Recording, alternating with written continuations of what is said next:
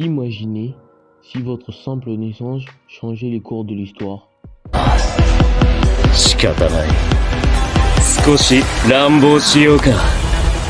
術式順天、青。Wesh l'équipe, aujourd'hui on se retrouve pour une nouvelle vidéo et dans cette vidéo je vais vous parler d'un personnage que j'aime beaucoup, d'un animé que je surkiffe plus que tout et je sais très bien que mesdames et messieurs vous adorez ces personnages, surtout mesdames je sais que vous le surkiffez plus que tout. Je vais bien vous parler de Gojo Satoru et cette vidéo fait plaisir et n'oubliez pas, abonnez-vous et pas trop de blabla. Je suis désolé de ne pas vous avoir fait de vidéo pendant quelques temps, mais l'essentiel que on passe à la vidéo.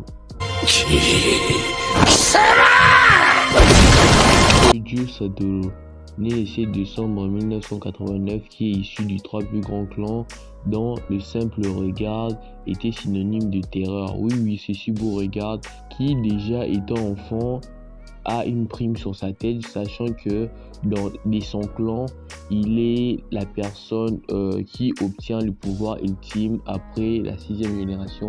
Donc lui, c'est la personne qui a obtenu le pouvoir ultime dans son clan.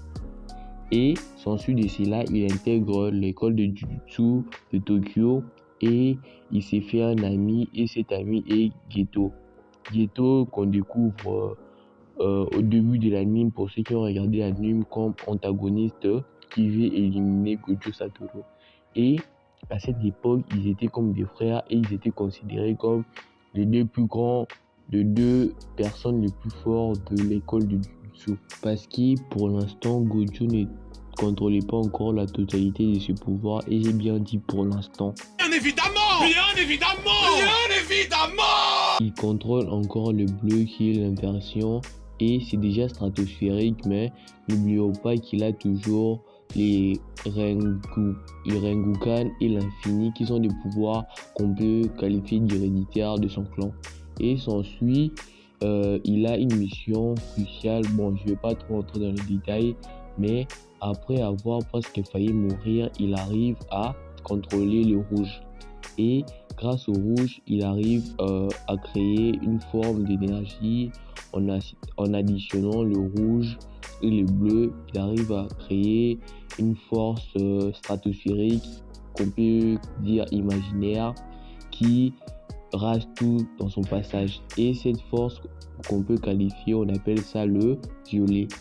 Et suite à cela, il ne devient pas l'un des plus forts, mais il devient le seul, le plus fort de l'école de Jujutsu. Et en parlant de Geto,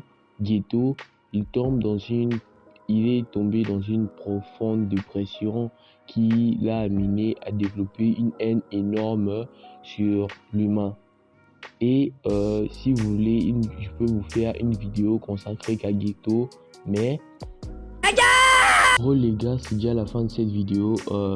C'est la rentrée, et qui veut dire la rentrée, ça veut dire que je veux commencer qu'à faire une vidéo par semaine, mais ce n'est pas sûr. D'autres semaines, je ne peux pas faire sortir de vidéo et je vais tout faire pour faire de mon mieux. J'affiche, tous mes réseaux sont là, abonnez-vous. Et aujourd'hui, je vous ai parlé un peu en gros de la vie de Gojo. Et si vous voulez que je parle plus détaillé de sa vie, vous pouvez me le dire en commentaire, mais on se dit à la semaine prochaine pour une nouvelle vidéo, mais j'en suis pas sûr. Peace.